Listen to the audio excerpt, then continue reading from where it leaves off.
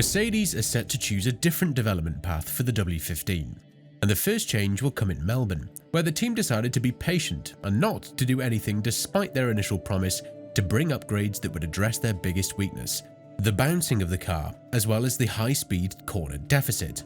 But will this actually turn out to be the better choice for Mercedes? And more importantly, what does this delay tell us about their general development path for the W15? Melbourne is not going to see Mercedes implement the changes that were initially labelled as experiments from the Silver Arrows, and it seems like the team has decided to do yet another data collecting race in 2024.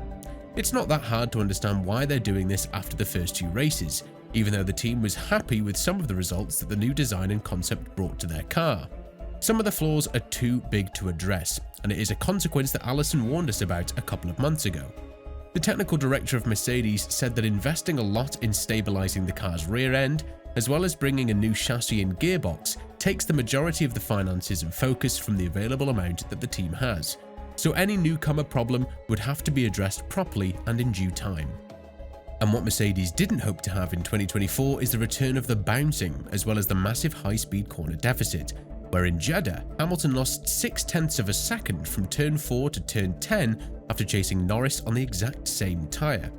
Melbourne is a circuit that has similar corners to Jeddah, which has been emphasised by the trackside engineer Andrew Chauvelin, and therefore the team didn't want to risk bringing new upgrades despite their initial promise, because there's a lot at stake here. If the upgrades turn out to be wrong, then the direction that the car would take will effectively hinder the further development path of the Mercedes.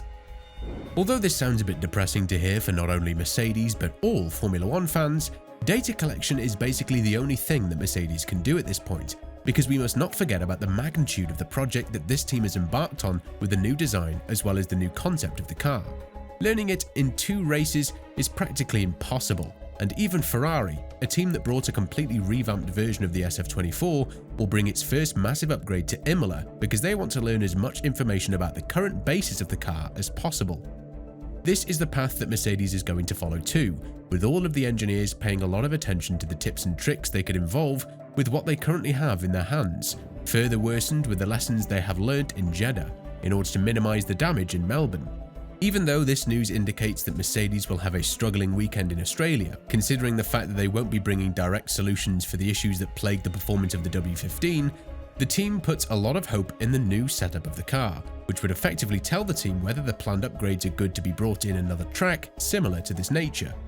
What Mercedes is effectively proving here is that they are taking it slow, which is quite the logical thing to do given the fact that the 2024's cars are going to be more or less the same ones for the 2025 season, and a huge focus would be put on the new regulations in 2026, and what the team needs to avoid for the 3rd consecutive year is building a car that they do not understand what it needs and how it can be improved, which is a very high risk given the fact that they're working with a brand new basis they've introduced this season.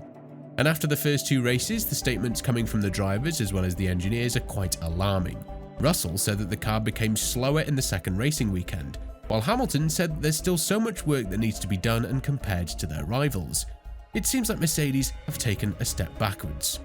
Now, another very strong reason why Mercedes would be looking at delaying these upgrades and not bringing them to Melbourne is due to the data correlation failure that Wolff has indicated is a proper issue for the team right now. In order for the team to gain positive results, they need to test out the upgrades in the simulator, but that is just the first step. If the results do not correlate and synchronize on the track, then it shows that there's a genuine issue that has the potential to take the team in the wrong direction. Elaborating on this issue that is currently present in Mercedes, Wolff went on to say, "I think it's a big problem when it comes to addressing the high-speed shortfall on the setup side. There's only so much you can do here. Our simulation points us in a direction, and this is the setup range that we then choose. You put the right rear wing on, and I think you gain a few tenths if you get the setup right or wrong. But it's not a massive corridor of performance, it's more a fundamental thing that we believe the speed should be there. We measure the downforce, but we don't find it on the lap time." A good positive point for Mercedes is that they have fixed some of the issues that prevented the car from being stubborn when it comes to bringing upgrades, which is also a good reason why they would be delaying the upgrades originally scheduled for Melbourne. Now, a very big question that they need to answer is whether they know what the car needs, unlike in the previous 2 years, where no matter what they brought to the W13 and the W14, the construction of the chassis and the gearbox prevented the upgrades from proving fruitful. But with new aerodynamic surfaces and a new rear end, which still has the pushrod suspension that the experts feel is the primary reason for the recurrence of the bouncing phenomenon, there is a lot to work on considering the steps that their rivals have taken during the winter. When elaborating about this matter to a further extent, Wolff shed some positive light on the team's expectations ahead of Melbourne, adding, "I think we had so many unknowns in the past year where we thought this could be a reason, and that could be a reason for our poor performance, and we fixed that.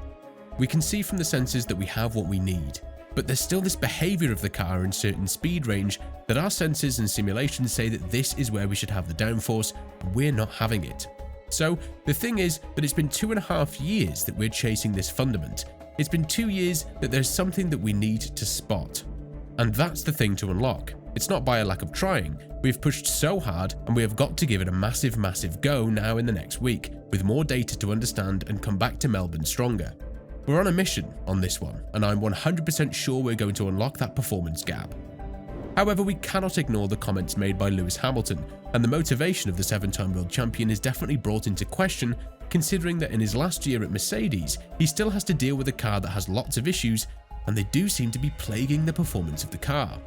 Obviously, the ride height is something that the W15 needs to be working on heavily, because as Russell said, finding that sweet spot of the car, although it may seem very easy on paper and the team will very likely reach it in the foreseeable future, is the key factor that seems to be the missing piece when it comes to unlocking more performance from the car.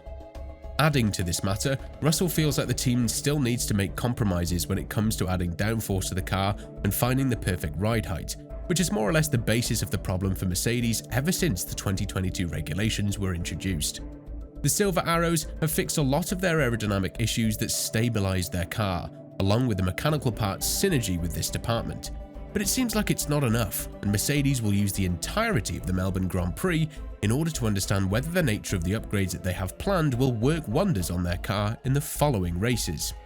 And as I mentioned earlier in this video, the stakes are very high, because at Imola, both Ferrari and McLaren are coming with vast upgrades on their cars that the teams are very confident will be extraordinarily helpful for the performance of their cars. And if this turns out to be the truth, then Mercedes has a genuine chance of falling down the pecking order and dropping to P4. Not to mention the fact that Aston Martin is still on an uprise when it comes to the development path of their car. And on top of all of this, Mercedes still needs to fix the issue with the future teammate of Russell, which now makes more and more sense to be Alonso, given the issues that the Silver Arrows currently have placed themselves in. With all of this in mind, do you think the Mercedes has what it takes to turn things around in the 2024 season? And more importantly, do you think that in Melbourne they'll find out what they're missing in order to figure out whether the nature of the upgrades is the right one for the W15? Let us know in the comments below.